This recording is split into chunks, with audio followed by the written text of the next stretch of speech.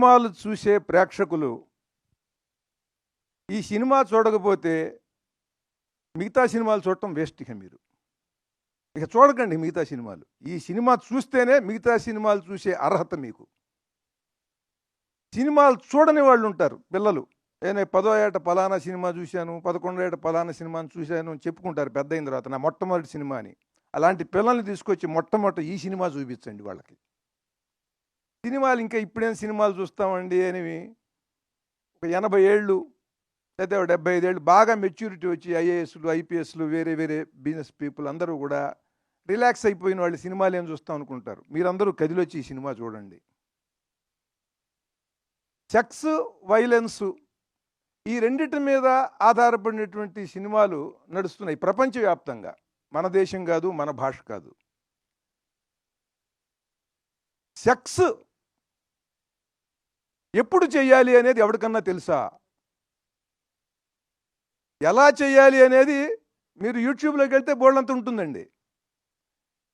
ఎప్పుడు చేయాలి, ఎప్పుడు చేస్తే ఏ రకమైన రిజల్ట్ ఉంటుంది అనేది ఎవరికన్నా తెలుసా? అక్కడ తీసుకున్నాడండి ఆ డైరెక్టర్ గారు. ఇవాళ ప్రపంచానికి ఏం కావాలో, స్త్రీ పురుషుల మనోభావాల యొక్క ప్రభావం గర్భవతి మీద ఎలా ఉంటుంది, లోపల ఉండేటువంటి శిశువు మీద ఎలా ఉంటుంది అనేటువంటిది అది మూలం. నరసింహస్వామి కథ దాని మూలం అక్కడ ఎత్తుకున్నటువంటి ఆ మహానుభావుడు అండి ఆ డైరెక్టరు. సెక్స్ అనేటువంటిది సృష్టికి మూలం. అందరికీ కావాలది. అందరూ ఆరాటపడతారు. ఆ ఆరాటపడటంలో తొందరపడితే సమయం కాని సమయంలో గనక అలా చేస్తే ఎటువంటి విపరీత పరిణామం మొదలవుతుందో, ప్రపంచానికి ఎటువంటి విధ్వంసాన్ని సృష్టించేటువంటి వాడు జన్మిస్తాడో అది చెప్పి, అలా జరగటం వల్ల ఇలాంటి వాడు పుట్టాడు అని చెప్పి అక్కడి నుంచి ఆ కథని మహాద్భుతంగా నడిపించాడండి ఆ దర్శకుడు. సినిమాలు చూస్తే మనం అందరం కూడా టెర్మినేటర్ 2 ఆహా ఓహో అద్భుతం అంటాం. ఏమిటా టెర్మినేటర్ 2? పరమాద్భుతంగా తీశాడు జేమ్స్ కెమెరాన్. ఎంత భక్త ప్రహ్లాదుడు నరసింహస్వామి కథలో 1% టెర్మినేటర్ 2 అనేది. ఒక పిల్లవాడిని రక్షించడం కోసం ఆర్నాల్డ్ ష్వార్జ్నెగర్ వస్తాడు, ఒక రోబో. వాడిని చంపడానికి ఇంకో విలన్ రోబో వస్తాడు. కానీ దాంట్లో సెంటిమెంట్ ఏముందండి? పిల్లవాడిని ప్రొటెక్ట్ చేయటం అదొక్కటే సెంటిమెంటు. కానీ ఆ పిల్లవాడిని చంపడానికి ఎవడో వస్తున్నాడు. కానీ ఇక్కడ సొంత కుమారుడు, తనకి పుట్టినటువంటి వాడిని భయంకరుడైన అరివీర భయంకరుడు, ప్రపంచంలోనే పెద్ద విలను, ప్రపంచానికి విలనైన వాడు తన కుమారుణ్ణి చంపటమే ఈ స్టోరీ అండి. ఇట్లాంటి స్టోరీ ఎక్కడన్నా ఉంటుందా? ఈ భూమి మీద ఎటువంటి స్టోరీ ఉందా? కేవలం భారతీయ పురాణ కథల్లో మాత్రమే ఉంటుంది. దాన్ని పట్టుకుని ఆ దర్శకుడు పరమాద్భుతంగా ఆయన చిత్రీకరించాడు. తన కుమారుణ్ణి ప్రపంచంలో త్రిలోకాలని జయించేటువంటి ఒక మహావీరుడు, రాక్షసుడు తన పసివాడిని చంపలేకపోతున్నాడండి. అది సబ్జెక్ట్ అండి. అట్లాంటి సబ్జెక్ట్ ఎవడన్నా రాయగలడా?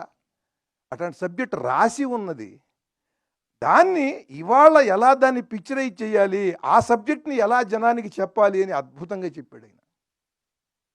తర్వాత భూదేవిని ఆయన అద్భుతంగా చూపించాడండి. ఎంత మనోహరంగా, ఎంత సుందరంగా ఉన్నదంటే భూదేవి క్యారెక్టరు, గ్రాఫిక్స్లో, యానిమేషన్లో ఆ భూదేవి యొక్క సౌందర్యం ఏమిటి, ఆవిడ యొక్క తత్వం ఏమిటి, క్యారెక్టరైజేషన్ ఏమిటి అనేది ఆవిడ యొక్క లక్షణాల్లోనే చూపించాడు ఆయన.